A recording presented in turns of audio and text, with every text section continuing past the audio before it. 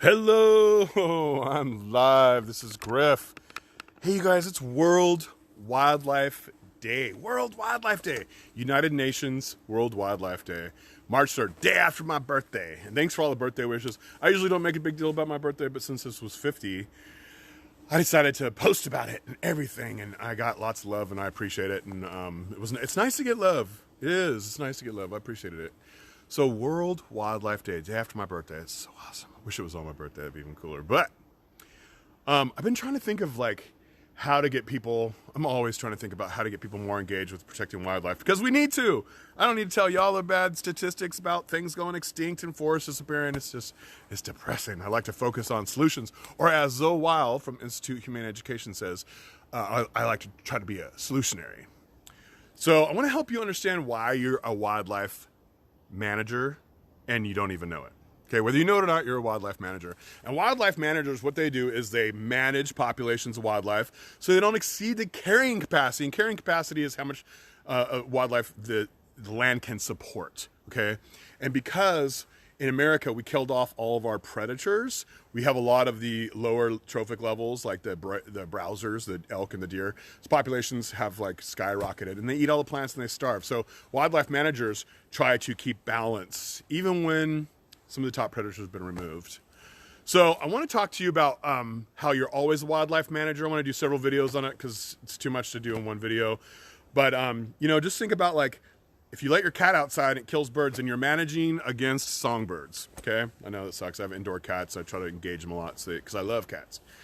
But when you have outdoor cats, you're managing against songbirds and little critters. When you don't plant native plants in your yard, you're planting plants from Europe or Asia, a lot of our butterflies can't use those. They can't lay their eggs on there because they only have like a few native plants that they evolved with they can lay their eggs on. So when you plant native plants, you're managing for butterflies and moths, and therefore you're managing for songbirds. So if you think about it, there's a million examples of ways that we're always managing for wildlife. And I wanted to tell you guys a crazy story. And I'm experimenting on you guys with this crazy story and trying to relate this back to wildlife managers. So I'd love your feedback here. If this story works for you or if I'm confusing you guys with where I'm about to go, okay? Because I lived in this, when I was in college, I lived in this college neighborhood, and we were packed in there, and everybody was eating pizza outside and had messy compost pits, putting meat in there, and just lots of trash not secured, and we had artificially high population of things like rats and ants and those things that follow humans around. And we had so many ants, it blew my mind. And you know what? All the other students left during this, I think it was the summer, and I was there. And the ants started moving into my house. It was really dry, it was hot, and there was not as much food outside because all the students were gone, and so they started coming to my house. I woke up one morning, I had ants on the counter, I had ants in the silverware drawer, I had ants in the refrigerator. It's like they beamed in there from the Enterprise or the Enterprise. And they were just everywhere. And so I was like, wow. And so like a couple of my friends were like, you need some Raid. And I was like, I'm not spraying poisons in my house. I don't know anything about them poisons I put in. And I don't know if I want to kill all these, hundreds of thousands of lives either. So I did some research on them, found out they were the black garden ant, okay, which is all over the northern hemisphere. And I couldn't figure out if it was native or non-native. I need to do some more research, but it's one of the many common ants, one of the many common ants we have in our human spaces that we manage for, and we artificially boost their populations by subsidizing their food. So we provide a lot of food for them in our trash and compost and whatever else. So these ants were all over my house. I'm like, what am I going to do? And I thought about it for a long time. I found out where they came in, and I got this little dish, this little colorful dish, and I put some maple syrup on it and an old piece of chicken and a wet paper towel to see like what they wanted. And they wanted all three, and I stuck it right where they came into the house. And they all went there, and then I took vinegar and water, and I wiped all their trails, all their pheromone trails away in the rest of the kitchen. And I just fed them, and I fed them for a couple months. They were like my pet ants, and they just like would barely come into my house because I found out where they came in. And I managed my ant problem just by giving them a tiny bit of food. It didn't cost me anything. I had more pets than anybody else. I had hundreds of thousands of ant pets, and they eventually left. And they came back, and I did it again, and then they'd leave, just depending on when the students were here supplementing their food because we had artificially boosted their population. And you know what? Having ants is a lot like having jays and ravens in your campground. So I work for a state park, and everybody who comes here is a land manager or a wildlife manager, whether they know it or not. And they manage for jays and ravens and against many other species. And I'll tell you why. Here's the original old growth redwood forest, okay? There was tons of it.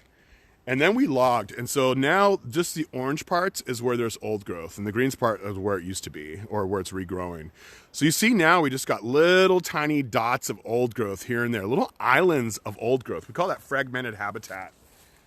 And there's some species like marble murrelet, who I don't have a picture of, but there are some species that only nest in old growth forest. And now, since the old growth forests are so small and they almost all have towns around them or campgrounds, when people come in and they like throw their food around or purposely feed the jays, because it's cool to feed jays, like it feels good and it's like entertainment for your kid. But what you're doing is you're attracting all the jays from around the area to these human centers. And some of these human centers are campgrounds right by old growth forest. And in the old growth forest are birds that used to be able to hide from jays and ravens because of the hundreds of square miles of old growth. Because jays and ravens don't go into the old growth heavily because there's just not as much food there, okay? So there's always been ravens and jays in the old growth, but very low populations. Now the population, like the ants in the college neighborhood, are artificially boosted by all the trash and food that campers bring in. So a lot of times campers, like a rookie camper, will bring in a bunch of food and put it in a plastic bag, and the ravens are like, what? And they rip it open, and they bring out all the food and eat it. And ravens are super cool and smart. You can tell the difference between a crow and a raven because the raven has a wedge-shaped tail, and the crow is straight across, or almost straight across, and plus the raven's is bigger. And then their cousin, the jays, Steller jays, are beautiful and fun to watch. But both of these birds nest early, so their babies have fledged, meaning left the nest, and then they go looking for humans because they're smart and they know that we're going to subsidize their meal, make it easy for them. So they come into the campground, they eat all your food, and then when you leave during the week, so it's a weekend, there's tons of campers, jays and ravens are super happy because they're stealing all your food, and then when you leave, they have to go out and forage since they're already here in the old growth, and what they do is they end up eating everyone's babies because everyone else is raising their babies, but the crows and ravens, which do it early, are done. And they eat our endangered murrelet babies. And we have videos of it. It's horrible because seeing these murrelet babies getting pecked to death by jays and ravens.